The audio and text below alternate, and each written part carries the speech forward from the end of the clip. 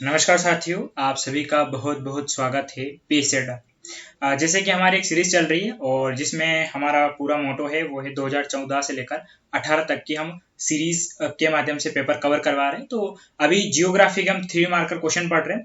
कल 2014 का जो पेपर उससे मैं शुरू के 5 करवा चुका था और आज जो है मैं यहाँ पर आपके लिए 10 प्रश्न लेके आया हूँ। प्रश्न काफी अच्छे हैं और उसमें आप देखेंगे कि एग्जाम में पूछने का तरीका उनका काफी अलग होता है। आपको पता तो जरूर होता है लेकिन उसके लिए वो शब्द बहुत अजीब से प्रयोग करते हैं। तो यहाँ पर आज हम 10 प्रश्न देखने वाले हैं और उनके उत्तर को आप 3 मार्कर में कैसे लिख सकते हैं और चाहे तो आप इनको अपने नोट्स के हिसाब से रख भी सकते हैं। ये उत्तर अगर एग्जाम में क्वेश्चन रिपीट होता है तो वहां पर बहुत अच्छे से काम भी आ जाएंगे। एक प्रश्न था, मैं थोड़ा सा बता देता हूँ कि कल मैंने आपको प्रश्न दिया था तो मैं 5वें को बजाय छठा दे दिया था यूएनडीपी वाला। तो ये तो लिखा हुआ है और उसमें 5वां प्रश्न था शहर फैलाव। तो यहाँ पर इस प्रश्न की चर्चा करेंगे 5वां, उसके बाद 7वें पे आएंगे। छठा प्रश्न कल में दे चुका था। देखिए, एक प्रश्न पूछा उन्होंने शहर फैलाव, सिर्फ इतना सा था, इसके बारे में आपको बताना था। अगर आपको नहीं पता है तो इतनी गारंटी आप इस उत्तर में कुछ भी नहीं लिख सकते हैं। थोड़ा सा भी आप आइडिया इसमें नहीं लगा सकते। तो मैंने आपके लिए इसे बहुत बेहतरीन तरीके से लिखा है कि किसी क्षेत्र विशेष में आधुनिकता के कारण तीव्र नगरीकरण जो विकास का अभिन्न हिस्सा है शहर फैलाव कहलाता है। हालांकि इसके रोजगार एवं वित्त पर सकारात्मक एवं पर्यावरण पर नकारात्मक प्रभाव। कुल मिला के शहर फैलाव ये चीज होती है, वो प्रक्रिया होती है जहां पर नगरीकरण होता है, उसे ही शहर फैलाव कहते हैं। और यहाँ पर कोई अलग चीज नहीं है, बस फर्क इतना है कि आपने शब्द पहले पढ़ा नहीं होगा। हालांकि आपको पता है नगरीकरण क्या चीज होती है। तो अचानक से जैसे कि मुंबई है, हैदराबाद है, दिल्ली है, जो शहर फैल रहे हैं और हो सकता है जहां पर आप रह रहे होंगे वो इलाका भी 5 साल में नए नए मकानों से घिर गया होगा, वही शहर फैलाव है। और इसके अलावा एक बात हमने ये भी लिख दी कि रोजगार में वित्त से मिलता है लेकिन पेड़ पौधे भी कटते हैं तो नकारात्मक प्रभाव। तो ये 3 मार्कर में हमने लगभग 3 साढ़े 3 लाइन में लिखा, लिख सकते हैं, कोई दिक्कत नहीं। और मेरे शब्द थोड़े बड़े भी हैं इसलिए आपको ज्यादा भी लग रहे होंगे। ठीक है, चलिए, तो शहर फैलाव सबको अच्छे से क्लियर हुआ होगा। देन यूएनडीपी वाला, तो इस पे मैं चर्चा कर चुका था। एचडीआई के घटक पूछे थे उन्होंने कि यूएनडीपी के मानव विकास सूचकांक घटक क्या है। तो 3 घटक लिखने थे आपको सिर्फ, और बाकी इस पे कोई कुछ ज्यादा नहीं लिखना।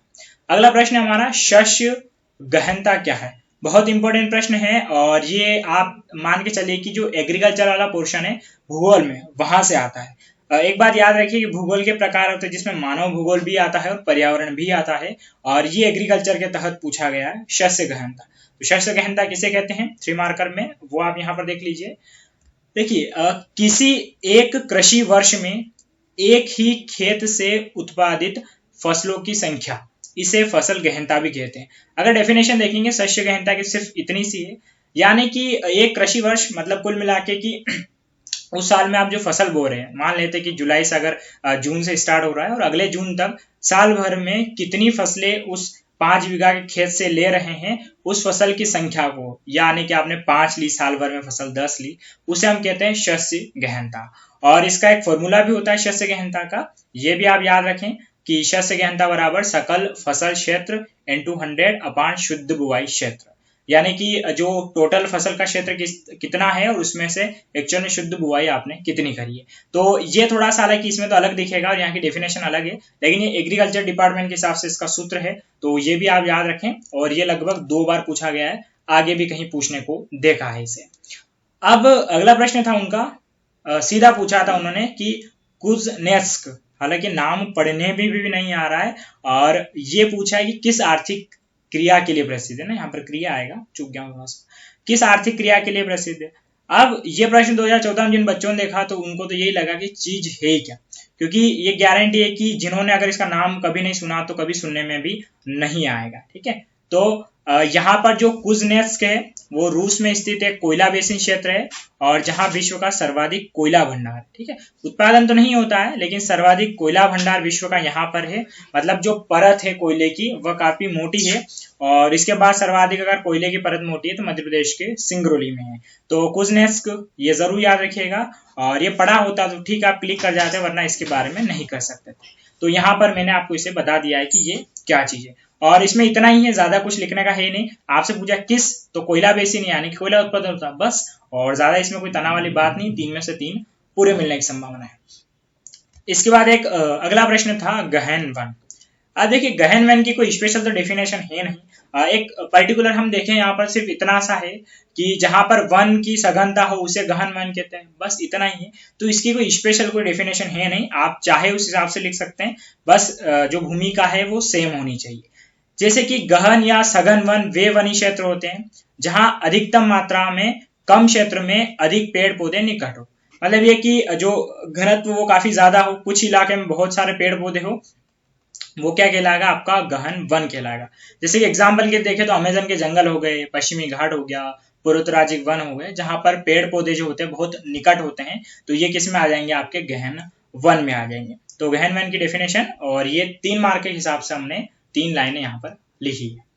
अगला प्रश्न था इनका कि 10वां, कि भारत के प्रमुख जो सोयाबीन उत्पादक राज्य कौन सा, इतना सा पूछा था इन्होंने। भारत के प्रमुख सोयाबीन उत्पादक राज्य हैं, उनके नाम आपको बताने। देखिए ऐसे प्रश्न में कुछ नहीं करना आपको, जो उत्पादक राज्य वो लिख दीजिए। अगर आप 3 मार्क की पूछ रहे हैं तो 3 भी लिख देंगे तो बहुत है, कोई समस्या नहीं। तो प्रमुख उत्पादक राज्य हमने लिख दिया मध्य प्रदेश, महाराष्ट्र और राजस्थान।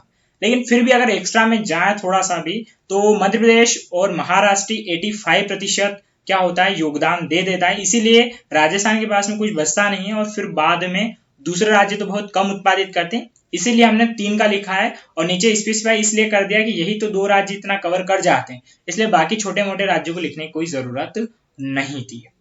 चलिए, तो ये पूछा था प्रश्न 10वें नंबर का, और ये 2014 के 3 मार्कर हम चल रहे हैं। 3 मार्कर में ज्यादा कोई तनाव लेने वाली बात है नहीं, बस इतना है कि अभी जो नए बच्चे आने वाले, नए बच्चों के लिए खासकर 2020 के सिलेबस में ये इन्होंने 10 शब्दों का कर दिया है, तो वहां पर फिर प्रश्न भी कौन क्या कैसे इतने में ही पूछने में आएगा। मुझे जहां तक संभावना लगती है वो इतना डिटेल में नहीं पूछेंगे फिर, अगर वहां पर पूछने पाया तो। जैसे कि यहाँ पर प्रश्न है कि अपस्वर एवं उपस्वर में अंतर लिखिए, तो बताना था आपको, तो बस यहाँ पर उपस्वर और अपस्वर के बारे में लिख दीजिए।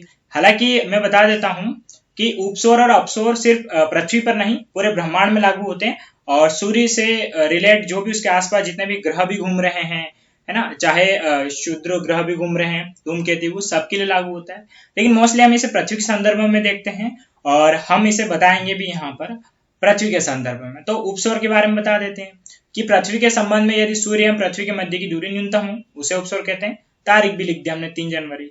और अपस्वर यदि सूर्य एवं पृथ्वी के मध्य की दूरी अधिकतम हो उसे कहते हैं हम अपस्वर, और तारीख 4 जुलाई। बस इतने में से हमारा काम हो जाएगा, और इतना ही आपको लिखना है, ठीक है। और यहाँ पर तो डायग्राम बनाना मुश्किल हो जाएगा, जहां पर बना सकते हैं और बहुत जल्दी बने वही बनाए। अगला प्रश्न था इनका 12वें नंबर का, आरोही और अवरोही पौने। ये जो आरोही और अवरोही पौने हैं, हो सकता है बहुत सारे बच्चे जब जियोग्राफी पढ़े तो शायद उन्हें पढ़ने को ना मिले। हालांकि आपने पढ़ा होगा, जब आप घाटी समीर और पर्वत समीर पढ़ते हैं, ये वही है और उसी का एक रूप है। बस होता है कि ये हमने इस फॉर्म में इसको नहीं पढ़ रखा होता है। तो आरोही और अवरोही पौने, तो हम यहाँ पर लिख देंगे इसके बारे में 3 लाइन में कि जब ऊष्मीय एवं विकिरण सिद्धांत के कारण पौने पर्वत की चोटी से ढलान की ओर चले, ठीक है, तो आरोही एवं ढलान से चोटी की ओर चले तो अवरोही कहलाती है, ठीक है। तो यहाँ पर ये चीज आपको क्लियर हो जाएगी कि कौन सा क्या होगा, कौन सा क्या नहीं होगा, ठीक है। चलिए एक थोड़ा सा मैं बता देता हूँ, थोड़ा सा मेरे साथ यहाँ पर लिखने में दिक्कत हो गई, मैं बता देता हूँ। हाँ चलिए मैं क्लियर कर देता हूँ, थोड़ा सा मुझे लिखने में समस्या हो, ठीक है, हो जाती है गलती। हाँ एक्चुअल में क्या है, यहाँ पर ऐसा आएगा कि वे पौने पर्वत की चोटी से ढलान की ओर चले, वे अवरोही है, ठीक है। कौन सी है, वे अवरोही है, मतलब ऊपर से पर्वत की चोटी से अगर नीचे की उतर रही है ना, ये पर्वत की चोटी और नीचे की ओर उतर रही है, तो ये कौन सी हो जाएगी, आपकी अवरोही, है ना। तो यहाँ पर आरोही नहीं आएगा, अवरोही आएगा। देखिए समस्या हो सकती है और नंबर कटने में कोई देरी नहीं लगी, इसलिए इस बात का भी ध्यान रखें आपके लिख क्या रहे हैं। और यहाँ पर इसकी जगह क्या आ जाएगा, आरोही आ जाएगा, ठीक है। चलिए, तो ये थोड़ी सी गलती हो गई मुझसे, हालांकि मैं गलती करता 3 नंबर मेरे पूरे कटेंगे क्योंकि मैंने परिभाषा चेंज कर दी। चलिए, तो आरोही और अवरोही आपको समझ में आ गया होगा। यहाँ पर बस इतना सा चेंज करना है, आरोही की जगह अवरोही करना है और अवरोही की जगह आरोही करना है। और इसके अलावा यहाँ पर भी फिर एनाबेटिक और केटाबेटिक ये भी नाम चेंज हो जाएंगे, तो इनके इंग्लिश नाम भी याद रखिएगा। अवरोही के लिए नाम आएगा केटाबेटिक और आरोही के लिए नाम आएगा एनाबेटिक। यहाँ पर ये है कि फिर ये डायग्राम है, ये भी 10 सेकंड का डायग्राम फटाफट से आप बना के बता सकते हैं, ये आरोही और ये अवरोही। चलिए, उसके बाद एक प्रश्न पूछा था इन्होंने कि भारत में भील जनजाति का भौगोलिक निवास क्षेत्र कौन सा है, ये पूछा था। तो बस भौगोलिक निवास क्षेत्र, अब ऐसी कंडीशन में हम भारत का मैप यहाँ बनाना संभव होगा नहीं, और प्रश्न 3 नंबर का समय भी लग जाएगा। तो अधिकतम ये कौन से राज्यों में है? तो अधिकतम ये सिर्फ 4 राज्यों में है, राजस्थान, मध्य प्रदेश, महाराष्ट्र और गुजरात। और फिर आप वहां पर इतना बता दीजिए राजस्थान में कहां पर, तो राजस्थान के जो जिले हैं डूंगरपुर, बांसवाड़ा, उदयपुर, चित्तौड़गढ़ ये, और मध्य प्रदेश में धार, झाबुआ, रतलाम, महाराष्ट्र में औरंगाबाद, जलगांव, नासिक, और गुजरात में बड़ोदरा। बस इतनी ही जगह ये है। तो आप यहाँ पर इन शॉर्ट लिखेंगे तो गारंटी है कि 3 में से 3 नंबर आपके पूरे आ जाएंगे, क्योंकि आपने ज्यादा कुछ लिखा नहीं है, सिर्फ डायग्राम के थ्रू भी समझा दिया तो भी आपका काम हो जाएगा। एक बहुत अच्छा प्रश्न पूछा था इन्होंने, ये पूछा था आपसे आवरण अपक्षरण। हालांकि ये भी जब पहली बार मेरे पढ़ने में आया तो बड़ा अजीब सा लगा था मुझे, लेकिन ये बहुत अच्छा है क्योंकि मृदा अपरदन का ही एक स्वरूप होता है। आवरण अपक्षरण किसे कहते हैं? शीट इरोजन इसे कहते हैं। और एक खासकर मैं आपसे बता देता हूं कि आप सभी पेपर जरूर डाउनलोड कर ले 2014 से लेकर 2018 तक का। ये जितना भी भूगोल का पोर्शन है ये आपसे पूछा जाता है। जो जीएस का फर्स्ट पेपर होता है उसका जो पार्ट सेकेंड है वहां पर आपसे पूछा जा रहा है। तो पार्ट सेकेंड में आप देखेंगे सारे प्रश्न आपको मिल जाएंगे। तो आवरण अपक्षरण को हम क्या लिखेंगे कि यह मृदा अपरदन का ही एक प्रकार है जो विशेषकर पहाड़ी क्षेत्रों में तेज वर्षा से प्रतिवर्ष परत दर परत पहाड़ी कटाव के कारण होता है।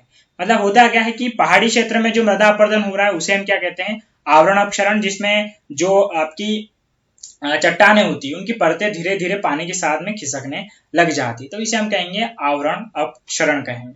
तो ये स्पेशल काम करता है पहाड़ी क्षेत्रों के लिए। चलिए उसके बाद जो लास्ट है उस पर हम चर्चा कर लेते हैं, वो है आपदा और विपत्ति में अंतर क्या है। बहुत ही अच्छा प्रश्न था ये, और अगर आप यहाँ पर ऐसे प्रश्नों के लिए हम पहले से पढ़ाई करके नहीं जा सकते हैं, ये तो हैंड टू हैंड लिखने में आता है, लेकिन फिर भी यहाँ पर आपके लिए बता देते हैं कि आप आपदा और विपत्ति को लेकर क्या लिख सकते हैं। तो आपदा के बारे में हम लिखेंगे कि आपदा का रूप विशाल एवं सामूहिक होता है जिसका कारण प्राकृतिक घटनाएं होती हैं, जैसे कि बाढ़, सूखा, भूकंप। और जबकि विपत्ति का क्षेत्र सीमित होता है और यह व्यक्ति विशेष पर होती है जो अधिकांशतः मानवीय रूप में होती है, जैसे चोरी, दुर्घटना, मृत्यु। हालांकि थोड़ा सा बड़ा जा रहा है लेकिन बताना ही पड़ेगा आपको थोड़े से बड़े में भी, क्योंकि कुछ प्रश्नों को फिर आप डिफरेंट कर रहे हैं तो फिर तो आप सोचे कि 2 लाइन में तो संभव भी नहीं है। तो आपदा जो प्राकृतिक आपदाएं होती है, और विपत्ति तो इंसानों पर होती है कि उसके ऊपर विपत्ति आन पड़ी है, जैसे कि फॉर एग्जाम्पल किसी के पिता की मृत्यु हो जाना, ठीक है, या किसी का घर जल जाना, ये व्यक्ति विशेष का होती है। आपदा में तो बाढ़, भूकंप, जलवायु परिवर्तन भी एक प्रकार का हो गया, सुनामी वगैरह सब आ गया।